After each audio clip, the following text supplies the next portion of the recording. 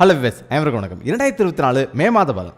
மேசராசி. ராசியில் சூரியன், குரு, சுக்கிரன், ரணருண ரோகஸ்தானத்தில் கேது, லாபஸ்தானத்தில் சனி, அயனசயன போகஸ்தானத்தில் புதன், ராகு, செவ்வாய் என கிரக நிலைகள் உள்ளது. 1/5/2024 அன்று குரு பகவான் ராசியிலிருந்து தனவாக்கு குடும்பஸ்தானத்துக்கு மாறுகிறார். 7/5/2024 அன்று புதன் பகவான் அயனசயன போகஸ்தானத்தில் இருந்து வேகமும் நிறைந்த மேசராசி அன்பர்களை இந்த மாதம் எதிர்பார்த்த உதவிகள் கண்டிப்பாக கிடைக்கும். தொழில் வியாபாரம் திருப்தியாக நடக்கும். எதிர்பார்த்த பண உதவி கிடைக்கும். வாடிக்கையாளர்களை அனுசரித்து செல்வது நல்லது. உத்தியோகத்தில் இருப்பவர்கள் அலுவலக வேலையாக அலைய வேண்டியிருக்கும். புதிய பொறுப்புகள் சிலருக்கு கிடைக்கலாம். உறவினர்கள் மூலம் நல்ல தகவல் வந்து சேரும். கணவன் மனைவிடையே இருந்த இடைவெளி குறையும். மற்றவர்கள் ஆலோசனை கேட்டு உங்களை நாடி வருவர். உங்கள் குடும்பத்தை விட்டு பிரிந்து சென்றவர்கள் மீண்டும் வந்து சேர்வார். பெண்களுக்கு மன திருப்தியுடன் காரியங்களை செய்து சாதகமான பலன் பெறுவீர். பயணம் செல்ல நேரலாம். அரசியல்வாதிகள் தங்கள் சார்ந்துள்ள கட்சியின் தொண்டர்களுக்கும் நெருங்கியவர்களுக்கும் மிகப்பெரிய உதவிகளை செய்து பாராட்டுகளை பெறுவீர்கள். மேலிடத்திலிருந்து உங்களுக்கு சந்தோஷமான செய்திகள் வந்து சேரும். கலைத்துறையினர் படிப்படியான வளர்ச்சியை காண்பீர்கள். வருமானம் நன்றாக இருப்பதால் ரசிகர்களுக்காக செலவு செய்வீர். சக கலைஞர்களால் நன்மை அடைவீர்.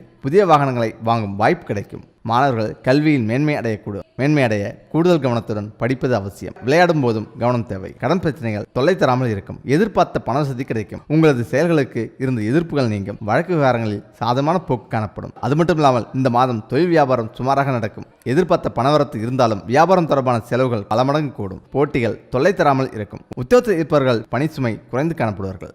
இதில் இந்த மாதம் வேலையில் திறமைக்கு பாராட்டு கிடைக்கும். குடும்பத்தில் இருப்பவர்களுக்கு இருந்து வந்த நோய் நீங்கும். அவர்களது நலனில் அக்கறை காட்டுவீர்கள். கணவன்மனைக்கிடையே கருத்து வேற்றுமை ஏற்படலாம். முருகன் பரிகாரம். முருகனுக்கு பால் பாயாசம் நிவேதனம் செய்து வணங்கி வர பல நாட்களாக இழுபறியான காரியம் வெற்றிகரமாக முடியும். மனக்கவலை நீங்கும்.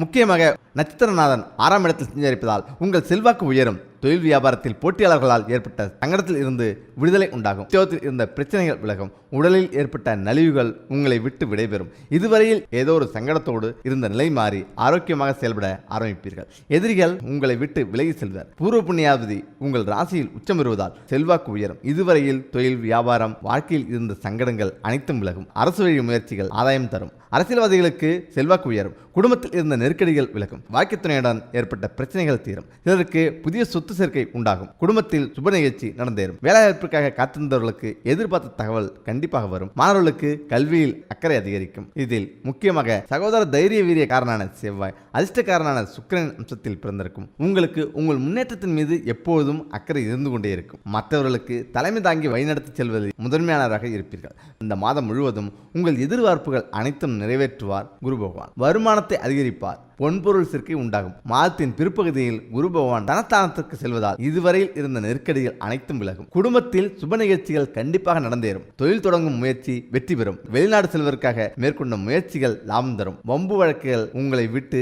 விலக ஆரம்பிக்கும். பணிபுரியும் இடத்தில் செல்வாக்கு உயரும். குடும்பத்தில் உடல்நிலையில் இருந்த அச்சம் விலகும். திருமண வயதினருக்கு வரன் தேடி வரும். சிலர் புதிய வீட்டில் குடியேறுவர். அரசியல்வாதிகளுக்கு எதிர்பார்த்த பொறுப்பு பதவி வந்து சேரும். விவசாயிகளின் விருப்பம் பூர்த்தியாகும். ஆதாயம் அதிகரிக்கும். கலைஞர்கள் புதிய ஒப்பந்தம் கையெழுத்திடுவர். பெண்களுக்கு சங்கடங்கள் அனைத்தும் விலகி மிகப்பெரிய யோகத்தை அடைவீர்கள். முன்னேற்றம் ஏற்படும் காலம் இது. சுய தொழில் செய்பவர்களுக்கு எதிர்பார்த்த லாபம் உண்டாகும். பணியில் இருந்த நெருக்கடி விலகி எதிர்பார்த்த இடமாற்றம் பதவி உயர்வு கிடைக்கும். மாணவர்களுக்கு கல்வியில் கூடுதல் அக்கறை செலுத்துவது நல்லது. இதில் முக்கியமாக ஆன்மக்காரகன் ஆற்றல்காரனான சூரியன், தைரிய பாராகரமான செவ்வாயின் அம்சத்தில் பிறந்திருக்கும். உங்களுக்கு மற்றவருக்கு தலைமை தாங்கிடக்கூடியவர்களாக நீங்கள் இருப்பீர்கள். இதுவரையில் இருந்த நெருக்கடிகள் அனைத்தும் விலகி நல்ல காலம் ஆரம்பிக்கும். பணியில் சந்தித்து வந்த பிரச்சனைகள் முடிவுக்கு வரும். எதிர்பார்ப்புகள் நிறைவேறும். சிலருக்கு விரும்பிய இடமாற்றம் பதவி உயர்வு ஏற்படும். அரசியல்வாதிகளுக்கு அதிகார பதவிகள் வந்து சேரும்.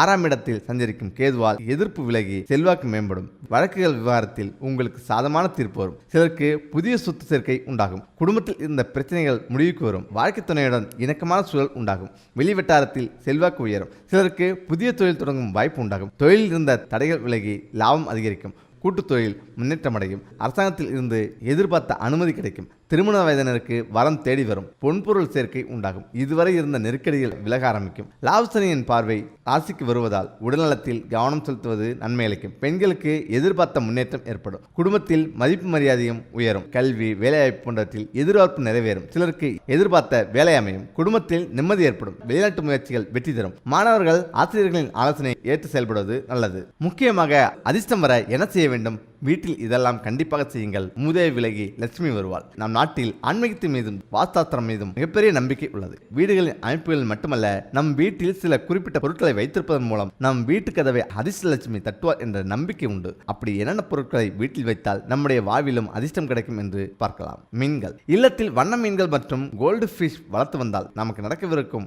நல்ல விஷயங்கள் உடனே நடக்கும். உங்களுக்கு வரவிருக்கும் ஆபத்தை கூட தடுக்கும் சக்தி இதுக்கு உள்ளது. இசைக்கருவி. வீட்டில் அதிர்ஷ்டம் வர என்ன செய்ய வேண்டும்? இசைக்கருவிகளை வாசிக்க தெரியாவிட்டாலும் வீட்டில் வைத்திருந்தால் பேரதிர்ஷ்டம் கிடைக்கும். இசைக்கருவிகளை வாங்க முடியாவிட்டால் அதனை படமாக சுவரில் ஒட்டி வைக்கலாம். உண்டியல்.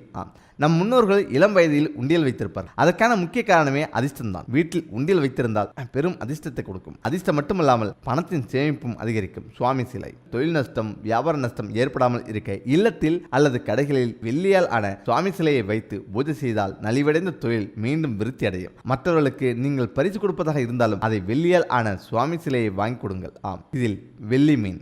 ஒரு சிலருக்கு வாழ்க்கையில் நல்லது நடப்பது மிகவும் அபூர்வமாக இருக்கும். தன் வாழ்வில் நிறைய கஷ்டத்தை பார்ப்பவர்கள் அல்லது நடக்க வெள்ளியினால் செய்யப்பட்ட மீனை 21 நாட்களுக்கு படுக்கையின் கீழ் வைத்து உறங்கினால் நல்லதே நடக்கும். லவங்கப்பட்டை. நீங்கள் ஏதேனும் சுப காரியங்களுக்காக வெளியில் செல்கிறீர்கள் என்றால் உங்களது சட்டப்பையில் அல்லது பரிசில் சிறிதளவு லவங்கப்பட்டையை போட்டு வைத்தால் செல்லும் காரியங்களில் வெற்றி கிடைக்கும். மேலும் லவங்கப்பட்டைக்கு பணத்தை ஈர்க்கும் சக்தி உள்ளது என்று கூறப்படுகிறது. கிராம்பு. கணவன் மனைவிக்குள் அல்லது குடும்பத்தில் உள்ளவர்களுடன் பிரச்சனை அதிகமாக இருந்தால் அதனை சரி செய்வதற்கு எப்போதும் அருகில் கிராம்பை வைத்துக் கொள்ளுங்கள். ஏனெனில் கிராம்பு லட்சுமி கடாட்சம் உள்ள பொருளாக கருதப்படுகிறது. மன உறுதி குறைவாக இருப்பவர்கள் மன உறுதியை அதிகரிக்க 21 நாட்களுக்கு சந்தனம் மற்றும் வெள்ளி பாத்திரத்தில் நீர் நிரப்பி அதனை தங்கள் படுக்கைக்கு வைத்துக் கொண்டு படுக்க வேண்டும். சந்தனத்தை நீங்கள் கூட வைத்திருந்தால் கோபம் குறையும், நேர்மறை எண்ணம் அதிகரிக்கும். துளசியை வளர்த்தால் நல்லதே நடக்கும். அதே போல 14 செல்வம் பெற சொல்ல வேண்டிய ஸ்லோகம் இதுதான். பொதுவாக ஆன்மீகத்தில் நம்பிக்கை இருப்பவர்கள் கடவுளிடம் வேண்டுதல் வைப்பது இயல்பான ஒன்று. நாம் வேண்டியது நிறைவேறிய பிறகு அந்த கடவுளுக்குரியத்தை வைத்து வணங்குவார்கள். சில நபர்கள் காலை மற்றும் மாலை நேரங்களில் விளக்கேற்றி வழங்கும் போது கடவுளுக்கு உரிய மந்திரங்கள், போற்றிகள் போன்றவற்றை கூறுவார்கள். இப்படி கடவுளுக்கு உரியவற்றை நாம் கூறி வணங்கும் போது அவரின் அருள் முழுமையாக கிடைக்கும் என்று ஆன்மீகத்தில் கூறப்படுகிறது. ஓம் நமோ நாராயண நமக என்று 108 முறை கூறுங்கள். அனைத்து பிரச்சனைகளும் தீர்ந்து உங்களுக்கு நல்லதே நடக்கும். அதே போல திஷ்டி கழிக்க உகந்த நாள் மற்றும் நேரம் பற்றி தெரிந்து கொள்வோம். பொதுவாக திஷ்டி என்பது அனைவருக்கும் ஏற்படும் ஒன்றாக இருக்கிறது. ஒருவர் உயர்ந்தாலோ அல்லது அழகாக இருந்தாலோ கொள்ளை கண்பட்டு திஷ்டி ஏற்பட்டு விட்டது என்று கூறுவார்கள். திஷ்டி என்றால் பார்வை. பார்வை மூலம் ஏற்படும் பாதிப்பை திஷ்டி என்கின்றனர். இதனால் தான் நம் வீட்டில் உள்ள பெரியவர்கள் வீட்டில் உள்ளவர்களுக்கு சுத்தி போடுவார்கள். ஆனால் இப்போது நமக்கெல்லாம் எப்படி சுத்தி போடுவது என்றும் எந்த கிழமையில் எந்த நேரத்தில் திஷ்டி கழிப்பது என்றும் தெரிவதில்லை. ஆகையால் அதனை தெரிந்து கொள்ளும் வகையில் பார்க்கலாம். திஷ்டிக்கு உகந்த நாள் அமாவாசை, ஞாயிற்றுக்கிழமை, திங்கட்கிழமை, செவ்வாய்க்கிழமை, வெள்ளிக்கிழமை. உகந்த நேரம் அமாவாசை, பௌர்ணமி நாட்களில் உச்சி வெயிலில் வீட்டுக்கு திஷ்டி கழிக்கலாம். ஆனால் எல்லோராலும் இந்த நேரத்தில் திஷ்டி கழிக்க முடியாது. அவ்வாறு செய்ய முடியாதவர்கள் காலை 6 மணி அல்லது மாலை 6 மணிக்கு திஷ்டி கழிக்கலாம். இந்த மணிக்குள் திஷ்டி கழிப்பது உகந்தது. திஷ்டி கழிக்க பயன்படுத்தும் பொருட்கள்: கற்பூரம், ஆரத்தி, கல்லுப்பு, மிளகாய், கடுகு, தேங்காய், பூசணிக்காய், எலுமிச்சம்பழம். மேற்கூறிய பொருளில் உங்களுக்கு விருப்பமான பொருட்களை வைத்து திஷ்டி கழிக்கலாம். சிறிய குழந்தைகளுக்கு ஆரத்தி அல்லது கற்பூரம் காட்டி திஷ்டி கழித்தால் மட்டும் போதுமானது. மிகப்பெரிய திஷ்டி என்றால் மட்டுமே கல்லுப்பு, மிளகாய், பூசணிக்காய், எலுமிச்சம்பழம் போன்றவற்றை பயன்படுத்தி திஷ்டி கழிக்கலாம். திஷ்டி கழித்த உப்பை என்ன செய்ய வேண்டும்? திஷ்டி கழித்த உப்பை ஒரு பாத்திரத்தில் எடுத்து அதில் தண்ணீர் ஊற்றி நன்கு கரைத்துவிட அருகில் உள்ள நீர்நிலைகளில் ஊற்றிவிட வேண்டும். அப்படி இல்லை என்றால் மற்றவர்கள் கால் தடம் படாத இடத்தில் ஊற்றிவிட வேண்டும். முக்கியமாக வீட்டு வரவேற்பறையில் இந்த பொருட்களை எல்லாம் இருந்தால் திடீர் அதிர்ஷ்டங்கள் உண்டாகி ராஜயோக வாழ்க்கை தேடி வரும். எதிர்பாராத இடத்தில் எதிர்பாராத நிலையில் நமக்கு கிடைக்கும் வருமானம் அல்லது ஆதாயத்தை தான் நாம் அதிர்ஷ்டம் என்று சொல்கிறோம். இந்த அதிர்ஷ்டம் நம் வாழ்வில் வந்தால் நம் வாழ்வின் அடுத்த கட்டத்துக்கு செல்வோம். ஆனால் இந்த திடீர் அதிர்ஷ்டம் என்பது எல்லோருக்கும் ஏற்படுவது கிடையாது. ஆனாலும் இதை பெறுவதற்கான சில சூட்சும வழிகள் உள்ளது. அது குறித்து பார்ப்போம். அதிர்ஷ்டத்திற்கு உரிய கிரகமாக கருதப்படுபவர் சுக்கிரன். அவரை அதிர்ஷ்டக்காரகன் என்றும் கூறுவர். ஒருவரின் ஜாதகத்தில் சுக்கிரனும் குருவும் தொடர்பில் இருந்தால் அந்த ஜாதகத்தை அதிர்ஷ்ட ஜாதகம் என்று ஜோதிடர்கள் கூறுவார்கள். அவ்வாறு அதிர்ஷ்ட ஜாதகம் இல்லாதவர்கள் அதிர்ஷ்டத்தை கொண்டு வருவதற்கென்று சில பரிகாரங்கள் இருக்கிறது. அந்த பரிகாரத்தை நாம் செய்வதன் மூலம் அதிர்ஷ்டத்தை கண்டிப்பாக பெறலாம். அதிர்ஷ்டம் பெற பரிகாரம்: குரு பகவான் காரகனான வெள்ளை யானை. இந்த வெள்ளை யானையை ஏதாவது ஒரு உலோகத்தில் சிலையாக வாங்கி வந்து நம் வீட்டின் பூஜை அறையில் வைக்க வேண்டும். அந்த யானை சிலையானது தன் துதிக்கையை தூக்கி ஆசீர்வதிப்பது போல் இருக்க வேண்டும். பொதுவாக அனைத்து உயிரினங்களுக்கும் சூரிய நாடி, சந்திர நாடி என்று 2 நாடிகள் இருக்கிறது. இந்த இரண்டும் ஒரு சேர வரும்பொழுது நாம் என்ன நினைக்கிறோமோ அது நடந்துவிடும் என்று நாடி ஜோதிடம் கூறுகிறது. அவ்வாறு 2 நாடிகளும் ஒரு சேர வரும் ஒரே உயிரினம் யானை. அதனால்தான் கோவில்களில் நாம் யானையை பராமரிக்கிறோம். இதன் காரணம் கோயில்களுக்கு சென்று தெய்வத்தை வழிபட்டுவிட்டு யானையிடம் ஆசீர்வாதம் வாங்கும்போது நம் மனதில் நாம் என்ன நினைக்கிறோமோ அது அப்படியே நடக்கும். இதை கருத்தில் கொண்டுதான் குரு பகவானின் காரனான வெள்ளை யானையை நம் வீட்டு பூஜை அறையில் வைக்க வேண்டும் என்று கூறுகிறோம். அடுத்ததாக சுக்கிரகாரன் என்று கருதப்படுபவை வெள்ளை குதிரை மற்றும் காளை மாடு. இந்த வெள்ளை குதிரை மற்றும் காளை மாட்டை சிலையாகவோ அல்லது படமாகவோ வீட்டின் வரவேற்பு அறையில் வைக்க வேண்டும். இவ்வாறு நாம் வரவேற்பு அறையில் இந்த சிலைகளை வைப்பதன் மூலம் நமக்கே தெரியாத பல வழிகளில் இருந்து ஏதாவது ஒரு வகையில் பணவரவு ஏற்படும். அதனால்தான் அலுவலகங்களில் இந்த சிலைகளை வைத்திருக்கிறார்கள். திடீர் அதிர்ஷ்டத்தை தரக்கூடிய தெய்வங்களாக கீழ்த்திருப்பதில் இருக்கும் பத்மாவதி தாயார் விளங்குகிறார். இந்த பத்மாவதி தாயாரும் நம்மால் இயன்ற அளவில் வெள்ளியில் தாமரைப்பூ வாங்கி அதை உண்டியில் செலுத்த வேண்டும். இவ்வாறு செய்வதன் மூலம் நமக்கு அதிர்ஷ்டம் ஏற்படும். இதே போல ஸ்ரீவில்லிபுத்தூரில் இருக்கும் ஆண்டாளுக்கும் நாம் வெள்ளி தாமரை பூவை உண்டியில் செலுத்தலாம். சொன்ன இடங்களுக்கு செல்ல இயலாதவர்கள் தங்கள் வீட்டில் அருகில் இருக்கும் பெருமாள் கோயிலில் வீட்டிற்கும் அம்பாளுக்கும் இந்த வெள்ளி தாமரை பூவை காணிக்கையாக உண்டியில் செலுத்தலாம். இதன் மூலம் அதிர்ஷ்டம் நம்மை நோக்கி வரும். முக்கியமாக சனி பகவானால் ஒருவரின் ஜாதகத்தில் பலவிதமான பலன்களை அளிக்க முடியும். ஒருவரின் ஜாதகத்தில் சனி பகவான் நல்ல நிலையில் இருந்தால் அவர்கள் வாழ்க்கையில் சிறந்த வெற்றிகளையும் உயரங்களையும் அடைய வைக்க முடியும். அவர்கள் தங்கள் கர்ம வினைகளை தீர்த்து கொண்டு ஆன்மீக அருளை அடைய முடியும். ஒருவரின் ஜாதகத்தில் சனி பகவான் கெட்ட நிலையில் இருந்தால் அவர்கள் வாழ்க்கையில் சில சோதனைகளையும் துன்பங்களையும் சந்திக்க நேரிடும். அவர்கள் தங்கள் கர்ம வினைகளை சரி செய்து நல்ல கர்ம வினைகளை செய்வதன் மூலம் இந்த சோதனைகளையும் துன்பங்களையும் கடக்க முடியும். இதில் ஏழரை சனி, அஷ்டம சனி, அத்தாத்ம சனி ஆகியவைகள் மூலம் பல விதங்களில் சனி பகவான் ஆட்டி வைப்பார். இதிலிருந்து தப்பிக்க சனி பகவான் தாக்கம் உங்களுக்கு பெருமளவு இல்லாமல் இருக்க இதை செய்துங்கள். உங்களுக்கு அனைத்து விதமான துன்பங்களும் விலகி நல்லதே நடக்கும். தினமும் காகத்திற்கு எல் கலந்த சாதம் வைக்கவும். சனிக்கிழமை தோறும் சனி பகவானுக்கு அகல் விளக்கில் நல்லெண்ணெயில் தீபம் ஏற்றி வழிபடவும். கருங்குவளை மலர்களால் சனி பகவானுக்கு அர்ச்சனை செய்து வரலாம். வன்னிமர இலைகளை மாலைகளாக தொடுத்து சிவபெருமானுக்கு சனிக்கிழமை தோறும் மாற்றி வணங்கி வழிபடவும். சனிக்கிழமை அசைவ உணவு கண்டிப்பாக சாப்பிடக்கூடாது.